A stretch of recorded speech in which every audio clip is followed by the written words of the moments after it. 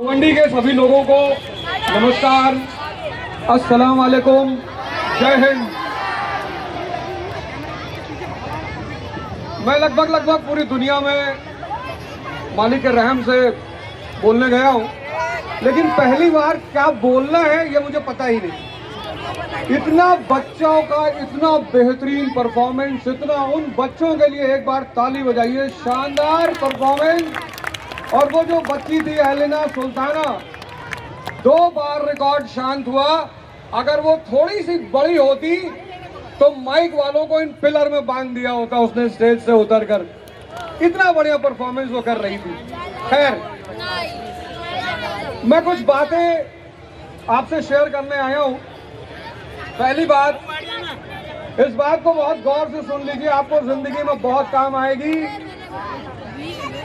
मुसलमान के लिए कोई मोटिवेशन नहीं है। अब पूछिए क्यों? साहब थे इलाहाबाद में, एक जगह है करछना। आप में से अगर कोई इलाहाबाद के होंगे तो आपको पता होगा। इलाहाबाद करछना में एक गांव है बरसवल। तो अख्तर अली साहब बरसवल के थे और मेरे गुरु अख्तर अली साहब, और उन्होंने मुझे गीता पढ़ाई। गीता मतलब, तो मैंने उनसे पूछा, एक सवाल पूछा। मैंने कहा मास्टर साहब एक बात बताओ, 7,000 लोग, 7,000, कितने लोगों ने तारिक बिन जैद का नाम सुना है? बहुत फेमस अरबी कमांडर तारिक बिन जैद। 7,000 लोग, 7,000 लोग एक देश में जाते हैं, उस देश का नाम है स्पेन, और वो 7,000 लोग स्पेन पर कब्जा कर लेते हैं।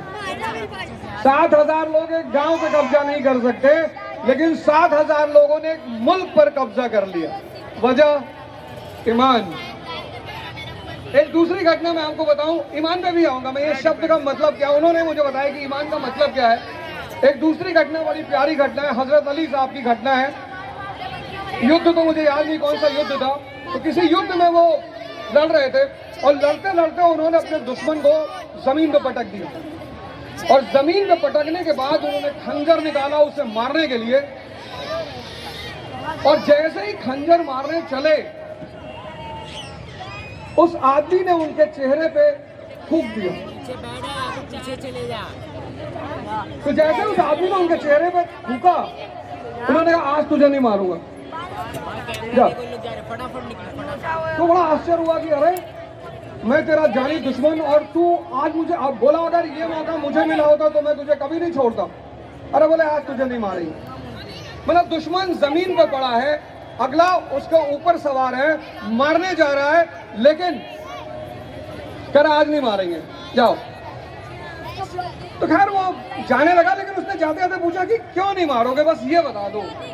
तो बोले जब तक मैं तुमसे लड़ रहा था, तुम्हें पटका, मैंने जमीन पे गिराया, खंजर निकाला, मारने जा रहा था, मुझे तब तक मेरे मन में कुछ भी नहीं था, लेकिन जैसे ही तुमने मेरे ऊपर थूका, मुझे